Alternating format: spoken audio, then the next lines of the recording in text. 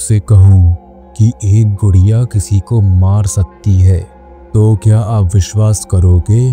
शायद नहीं। लेकिन अगर मैं कहूं कि यह सिर्फ एक अफवाह नहीं बल्कि एक सच्ची कहानी है तो एनाबेल, एक ऐसी गुड़िया जिसने मौत को जन्म दिया, डर को हकीकत बनाया और कई जिंदगियों को तबाह कर दिया। यह सिर्फ हॉरर फिल्मों की कहानी नहीं बल्कि एक ऐसा सच है जिसे जानने की हिम्मत हर किसी में नहीं होती। आज मैं तुम्हें एनाबेल की एक अनसुनी और खौफनाक कहानी सुनाने जा रहा हूँ। एक ऐसी कहानी जिसे जानने के बाद शायद तुम रात को सोने से पहले अपने कमरे में रखे खिलौनों को भी गौर से देखने लगोगे। तो लाइट बंद कर दो, हेडफोन लगा लो और अब यह मत सोचो कि कोई तुम्हारे पीछे खड़ा है। एनाबेल सिर्फ एक सामान्य गुड़िया नहीं थी, इसकी जड़ें सदियों पुरानी थी। 1765 में अमेरिका के कनेक्टिकट राज्य में एक अज्ञात तांत्रिक को गांव वालों ने मौत की सजा दी थी। लोगों का मानना था कि वह काले जादू में माहिर था और उसने एक शैतानी आत्मा को अपने नियंत्रण में करने की कोशिश की थी। मरने से पहले उस तांत्रिक ने एक श्राप दिया, मुझे मारकर तुमने गलती कर दी। मेरी आत्मा इस दुनिया में वापस लौटेगी, लेकिन इस बार मैं किसी इंसान के रूप में नहीं आऊंगा।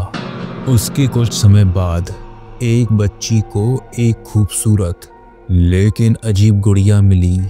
जब वह उसे घर लाई तो उसके साथ अजीब घटनाएं होने लगी।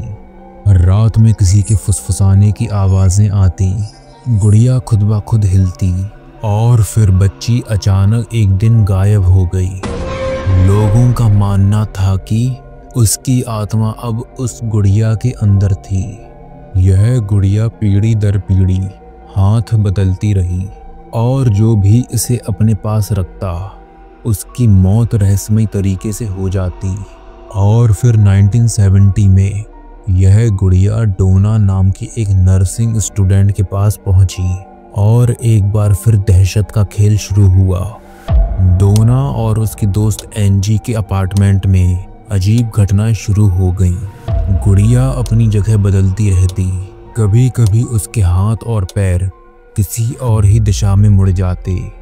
एक दिन डोना ने देखा कि गुड़िया के कपड़ों पर खून के धब्बे थे और सबसे भयानक घटना तब हुई जब उनके दोस्त लू पर हमला हुआ था।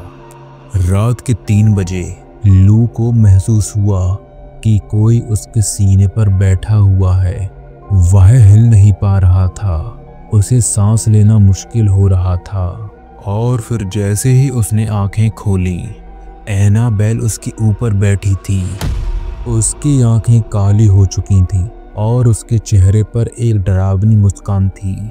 अचानक लू के शरीर पर एक तेज दर्द हुआ, जैसे किसी ने उसे नोच लिया हो। जब उसने अपनी शर्ट हटाई तो देखा कि उसके शरीर पर गहरे नाखूनों के निशान थे। अब यह साफ हो चुका था कि यह सिर्फ एक गुड़िया नहीं थी। डोना और एंजी अब पूरी तरह से डर चुकी थीं। उन्होंने मशहूर पैरानॉर्मल इन्वेस्टिगेटर्स एड और लॉरेन वॉरेन से संपर्क किया। वॉरेन्स ने जांच के दौरान पाया कि यह गुड़िया एक आत्मा के नियंत्रण में थी, लेकिन यह आत्मा कोई मासूम बच्ची नहीं थी। यह एक दुष्ट आत्मा थी जो इंसानों पर कब्जा जमाना चाहती थी।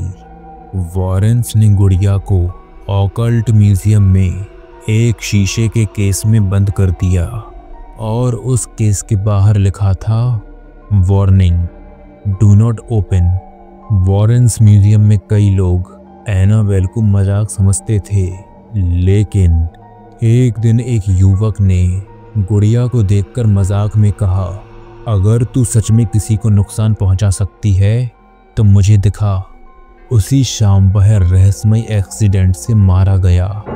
क्या यह संयोग था या फिर कुछ और? 2023 में एक यूट्यूबर रियान वॉलकर ने दावा किया कि उसने एनाबेल के शीशे के केस को छुआ था। रात के 3 बजे उसने चोरी छुपे म्यूजियम में जाकर एनाबेल के केस को छूने की कोशिश की और तभी कैमरा अपने आप बंद हो गया और कमरे की लाइट्स फड़कने लगी। पीछे से किसी ने उसका नाम पुकारा, लेकिन वहाँ कोई नहीं था। रियान ने अपने YouTube चैनल पर यह वीडियो अपलोड किया, लेकिन अपलोड के कुछ ही दिनों बाद वह रहस्यमय तरीके से गायब हो गया। लेकिन उसकी टीम ने एक गुप्त फुटेज रिकवर किया। उस फुटेज में रियान कुछ बड़बड़ा रहा था, वह आ रही है, मुझे बचाओ, मैं अंधेरे में फंस गया हूँ। और आज तक कोई नहीं जानता कि उसके साथ क्या हुआ। कुछ पैरानॉर्मल एक्सपर्ट्स का मानना है कि एनाबेल में अब भी शैतान का कब्जा है। कई लोगों ने उसे अपनी जगह बदलते देखा, तो कुछ ने उसकी आंखें झपकते हुए देखी और कुछ ने सुना कि वह उनके नाम लेकर बुला रही है।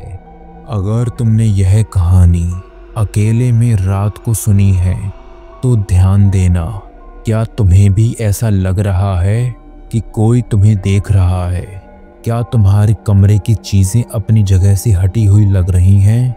या फिर तुम्हें भी अपने पीछे कोई साया महसूस हो रहा है?